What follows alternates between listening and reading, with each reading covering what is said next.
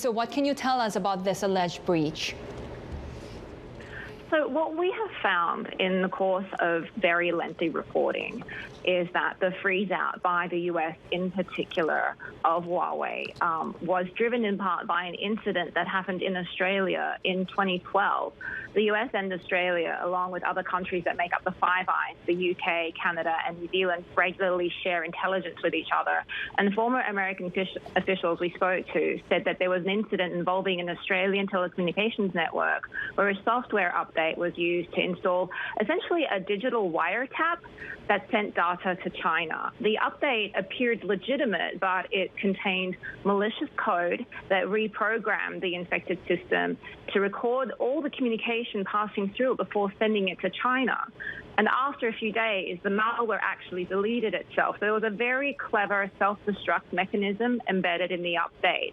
Investigators gained access to some of the systems, and digital forensics revealed fragments of the malware's existence, and the Australian government pieced the attack together using a variety of very sensitive sources, including human informants, according to the officials we spoke to. So around that time, the US House of Representatives Intelligence Committee had published findings that China's spy services had a wealth of opportunities to tamper with products from Huawei.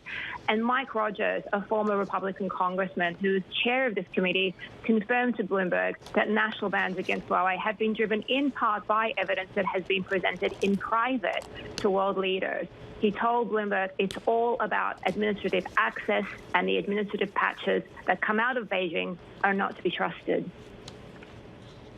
Huawei has repeatedly rejected any suggestions that its networks are used as a conduit for espionage. So what are they saying about our reporting? So Huawei declined to address our specific questions, but said that there has been no tangible evidence that has ever been produced of any intentional wrongdoing of any kind. We personally did not find evidence that Huawei's senior leadership was involved or aware of the attack. And John Suffolk, who is Huawei's global cybersecurity officer, said Huawei urges governments, customers, and the security ecosystem to review its products and look for vulnerabilities. The issue here is that Huawei has said that patches are not pushed at will, and that Huawei has no control or say when an operator decides to patch or upgrade their network. But by the nature of the agreement that Huawei has with the telecommunications network, there's essentially an open channel where these updates just happen automatically.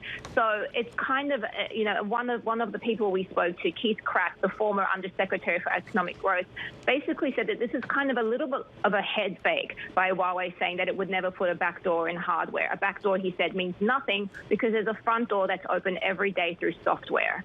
The Chinese obviously have told us that they reject our reporting. China's Ministry of Foreign Affairs told us in a statement that China opposes and would crack down on any form of cyber attack and internet espionage, and considers this part of Australian slander on China.